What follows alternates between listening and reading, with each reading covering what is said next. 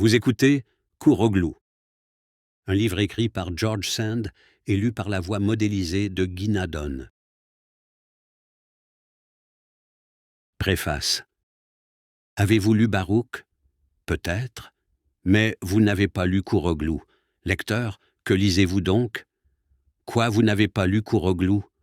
Kourouglou a été traduit du persan, car vous n'êtes pas obligé, ni moi non plus, de savoir le persan, et vous ne vous en doutez pas plus que je ne m'en doutais la semaine dernière? Ah, si j'étais lecteur de mon État, je ne voudrais pas avouer que je ne connais pas Kourouglou. En vain vous m'allégrez que Kourouglou a été traduit du perso turc en anglais, et que peut-être vous ne savez pas l'anglais. C'est une mauvaise défaite. Vous devriez le savoir, et moi aussi. Mais je ne le sais pas, ni vous non plus, je suppose. Pourtant, je le comprends, assez pour essayer de vous faire connaître Kourouglou, et je commence, renvoyant ceux de vous qui lisent l'anglais couramment à la traduction première, qui est toujours la meilleure, ayant été faite par un homme versé dans les langues orientales et dans les dialectes touka-turkman, perso-turc, zendo-persan et autres, que nous connaissons aussi, de réputation. Mais avant d'entendre cette merveilleuse et curieuse histoire, il est bon que vous sachiez que le fond en est véritable, et que le célèbre Kourouglou, dont vous n'aviez jamais entendu parler, eut un personnage historique. Le nord de la Perse et les rives de la mer Caspienne sont pleins de sa gloire, et le récit de ses exploits est aussi populaire que celui de la guerre de Troie au temps d'Homère.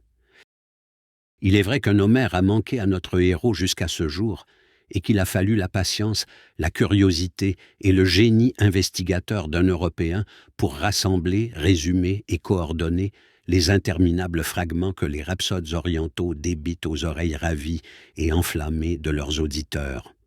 Honneur et grâce soient donc rendus à M. Alexandre Chodzko, l'Homère de Kourouglou. L'épopée de sa vie n'avait jamais été écrite, et il n'est pas bien prouvé que Kourouglou lui-même ait su écrire. Il avait tant d'autres choses à faire, le vaillant diable à 4. Boire, battre, être un ver galant. Mais ce n'est pas tout. Il avait encore le talent de chanter en improvisant. Sa poésie et sa voix résonnaient de la Perse à la Turquie, de Koy à Erzurum, et sa guitare faisait presque autant de miracles que son cimeterre. Mais qu'était-ce donc que Kourouglou? C'était bien plus qu'un poète, bien plus qu'un barde, bien plus qu'un lettré, bien plus qu'un pontife, bien plus qu'un roi, bien plus qu'un philosophe. Il était ce qu'il y a de plus grand en Perse. Il était bandit. Quand vous aurez fait connaissance avec lui, vous verrez que ce n'est pas peu de choses. Mais vous conviendrez qu'à moins d'être Kourouglou, il ne faut pas s'en mêler. Kourouglou était, c'est M. Alexandre Chodzko qui parle, un Turkman Touka, natif du Khorasan septentrional. Il a vécu dans la seconde moitié du XVIIe siècle. Il a rendu son nom illustre en pillant les caravanes sur la Grande Route. Mais ses improvisations poétiques l'ont fait plus grand encore. Les Turquiliotes, tribus errantes transplantées à différentes époques du centre de l'Asie aux vastes pâturages qui s'étendent de l'Euphrate à la Méroé, ont religieusement conservé ses chants et la mémoire de ses actions. Il est leur guerrier modèle et leur barde national dans toute l'étendue du terme. On montre encore aujourd'hui les ruines de la forteresse de Chamlibil, bâtie par Kourouglou dans la délicieuse vallée de Salmas, un district de la province d'Azerbaïdjan. Encore aujourd'hui, on manque rarement de réciter dans une fête les chants d'amour de Kourouglou. Durant les querelles intestines et les combats que livrent les Iliotes pour leur indépendance, aux Persans, leurs maîtres, quand les deux armées ennemies sont au moment d'engager la bataille, ils s'animent les uns les autres et défient l'ennemi. Les Perses en chantant des passages du Shahnama de leur Ferdaoussi, les Iliotes en hurlant les chants de guerre de leur Kourouglou. Sous les fenêtres du palais du Shah, lorsque les trompettes et les tambours du Nekkara Khana, la garde d'honneur, saluent le soleil levant, les musiciens ont coutume de jouer l'air guerrier de Kourouglou, celui qui a servi de thème à ses poésies lyriques et sur lequel il improvisait ordinairement. Chodzko établit un parallèle entre Ferdoussi et Kourouglou. Il ne met point en balance la valeur littéraire de ces deux poètes, l'un écrivant une magnifique épopée en langue arabe, achevant son œuvre avec soin au milieu des délices d'une cour, l'autre improvisant au milieu des déserts, et dans un dialecte sauvage, des strophes énergiques, mais décousues et farouches comme sa vie, son caractère et ses compagnons d'armes. Cependant, M. Chodzko s'étonne avec raison que le plus renommé et le plus populaire des deux, dans une plus vaste étendue de pays, ou du moins chez des admirateurs plus passionnés et plus nombreux, le bandit ménestrel Kouroglou soit resté jusqu'à ce jour inconnu aux Européens. C'est après un séjour de 11 ans dans ces contrées, après avoir interrogé et écouté attentivement les rhapsodes et les bardes qui passent leur vie à raconter et à chanter au peuple les exploits et les poésies de Kouroglou, qu'il est parvenu à écrire la vie épique et à transcrire fidèlement les hymnes de ce héros barbare. Les versions les plus exactes, les récits les plus poétiques et les plus complets, il les a trouvés, dit-il, dans la dernière classe du peuple, là où le souvenir fanatique et l'amour enthousiaste de cette nature de fait et de ce genre de poésie avaient dû nécessairement pénétrer et se graver davantage. La nouveauté d'un tel personnage, l'intérêt de ses aventures et surtout la peinture énergique d'Aux Mœurs et du caractère des tribus nomades dont Kouroglou est le type, et aux yeux desquels il est un type idéal, ont paru assez importants aux orientalistes de Londres pour que le comité de l'Oriental Translation Fund de la Grande-Bretagne et de l'Irlande ait fait imprimer et publier à ses frais les aventures de Kouroglou.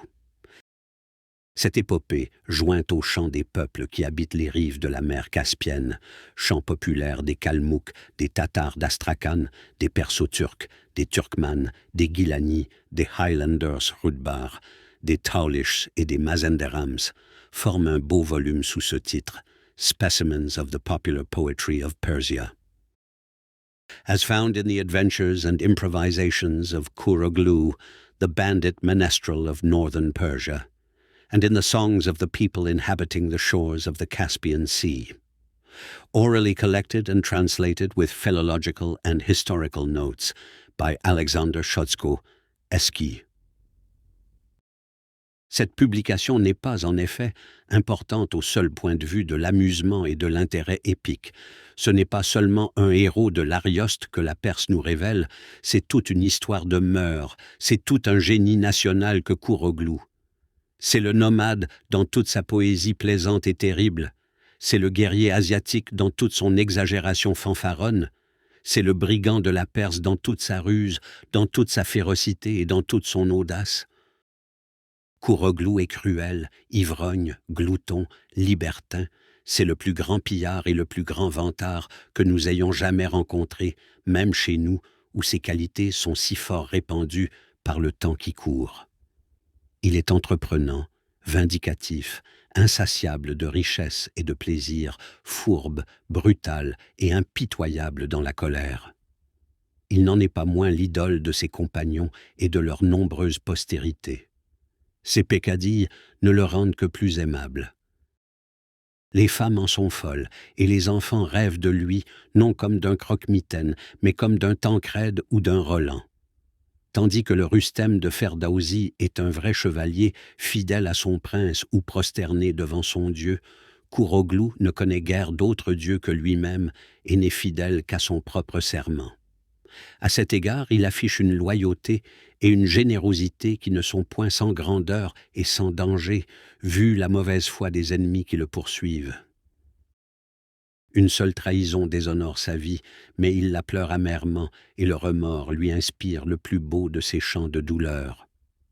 Un seul amour pénètre jusqu'au fond de son âme et fait de lui un être sympathique par quelque endroit, c'est sa tendresse exaltée pour son fils adoptif, Ayvaz, le Benjamin, le Renaud du poème. Mais le véritable héros de la vie de Kouroglou, ce n'est point Kouroglou, ce n'est pas le bel Ayvaz, ce n'est pas même le spirituel marmiton Hamza Beg, ce n'est pas un homme, ce n'est pas une femme. C'est un cheval, c'est la divin Kirat, près duquel les coursiers d'Achille et tous les palefrois renommés de la chevalerie ne sont que de pauvres poneys. Le poème s'ouvre par la formation céleste de Kirat, comme vous allez le voir, lecteur, car j'entreprends de vous raconter tout le poème. Mais comme M. Chodzko l'a oralement transcrit, je me permettrai d'abréger et de résumer la traduction de M. Chodzko. Quand je la citerai textuellement, j'aurai soin de l'indiquer. Le poème est divisé par chants que M. Chodzko intitule « Entrevues »,« Meetings » en anglais, « Mejlis » en perso-turc que nous traduirons par « rencontre ». Ce sont les rhapsodies que l'haleine d'un Kouroglou Khan peut fournir en une séance à l'attention d'un auditoire. Les Kouroglou Khan sont comme les Shahnameh Khans de Ferdowsi, comme les Koran Khans du prophète, des bardes de profession qui, en s'accompagnant de la guitare, récitent au peuple et aux amateurs les faits, gestes, maximes et improvisations de leurs héros. La mémoire de ces chanteurs, dit M. Chodzko, est vraiment incroyable. À toute sommation, ils récitent d'une seule haleine et durant des heures entières, sans la moindre hésitation, à partir du vers qui leur est désigné par les auditeurs. Première rencontre 1.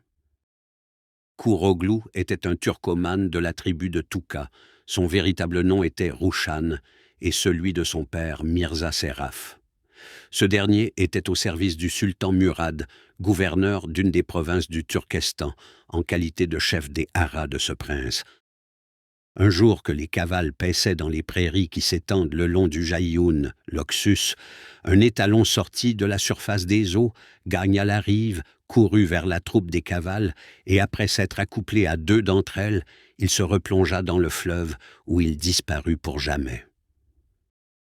Cette étrange nouvelle ne fut pas plus tôt rapportée à Mirza Seraf qu'il se rendit à la prairie et ayant fait des marques distinctes aux 2 juments désignés, il recommanda au gardien d'en avoir un soin particulier.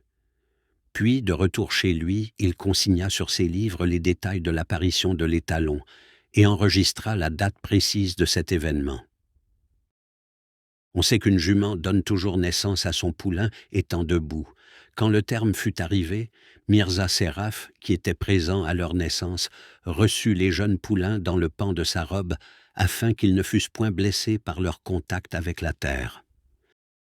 Il dirigea lui-même avec le plus grand soin leur première éducation pendant les 2 années suivantes et surveilla les progrès de leur croissance. Malheureusement, leur mauvaise mine n'était pas propre à inspirer beaucoup d'espoir pour l'avenir. Ils paraissaient laids à la première vue, et leur robe épaisse semblait être de crin plus que de poils. Un des devoirs de la charge de Mirza Seraf était de visiter, à tour de rôle, tous les haras confiés à ses soins afin de mettre à part les meilleurs poulains pour les écuries du prince. Dans cette occasion, les 2 poulains merveilleux furent au nombre de ceux qu'il choisit. Quand le prince vint en personne visiter ses écuries, il examina attentivement les chevaux amenés par Mirza Seraf et approuva tous ses choix, à l'exception des 2 poulains en question. Plus il les regardait, plus il lui semblait hideux. Il fit amener en sa présence le chef de ses haras et s'adressant à lui d'une voix courroucée, « Vassal, lui dit-il, qu'est-ce que cela signifie ? Me crois-tu donc dépourvu d'instruction ou d'intelligence, ou bien es-tu devenu si vieux que tu ne puisses plus distinguer un bon cheval d'un mauvais ? Que prétends-tu en m'amenant ces 2 misérables acnés ?» Alors, transporté de rage, le prince ordonna que Mirza Seraf eût les yeux crevés. Cette sentence fut immédiatement exécutée.